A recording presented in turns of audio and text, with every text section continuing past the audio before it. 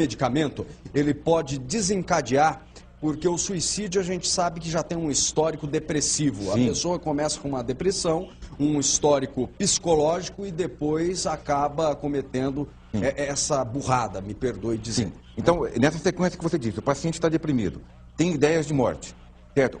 E antes, ele tomava um medicamento chamado diazepam, por exemplo, ficava em coma e, graças a Deus, a maior parte não ia a óbito. Agora, com o paracetamol é diferente.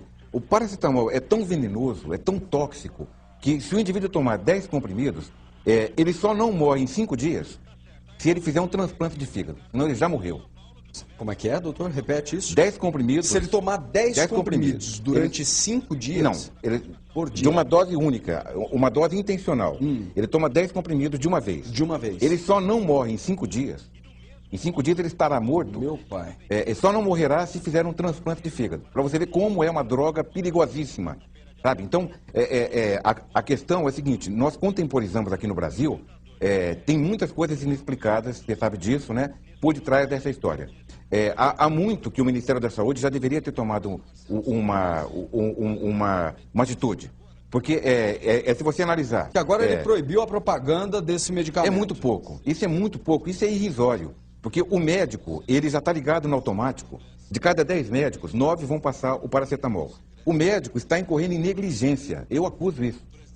O médico que passa paracetamol na dengue está em negligência, induzido por uma portaria do Ministério da Saúde totalmente anacrônica, defasada, que foi feita em 2001.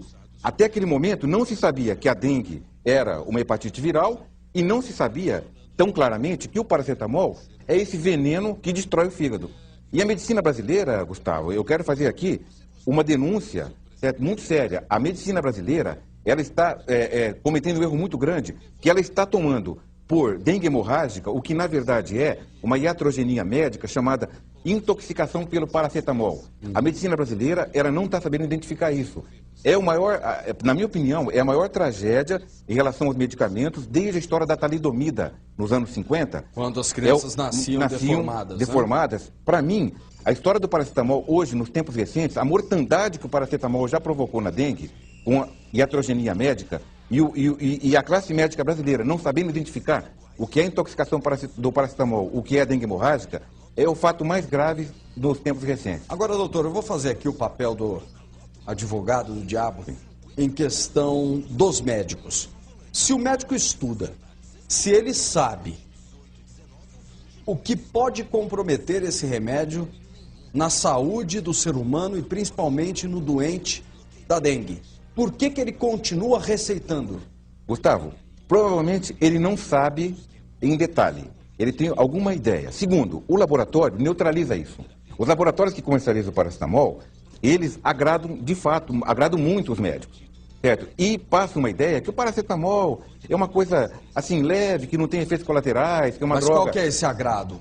Agrado, tipo assim, desde reuniões com jantares, brindes, esse tipo de coisa, né? Para que visitas o ao consultório. indique determinado... Para que o médico continue na ilusão de que o paracetamol seja uma droga segura. Agora, doutor, é só uma questão de curiosidade. O senhor atacando ferozmente a classe médica a qual faz parte, sim, isso não vem causando para o senhor, como profissional, um certo desconforto entre os colegas? Os colegas acabam te condenando, falando algo para o senhor? Não. Não porque o colega médico que tiver o mínimo de consciência e que for aprofundar os seus estudos, ele vai ver que nós estamos defendendo a população com uma causa totalmente verdadeira.